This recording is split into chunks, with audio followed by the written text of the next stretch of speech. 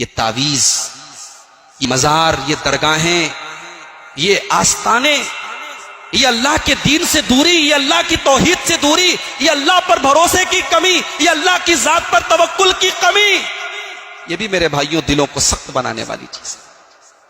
अल्लाह ने कुरान में फरमाया, सनुल्की फी कुलूबिल लज़ीना कफरुर रुअबा बिमा अशरकू बिल्लाहि मा लम युनज़्ज़िल बिही सुल्ताना।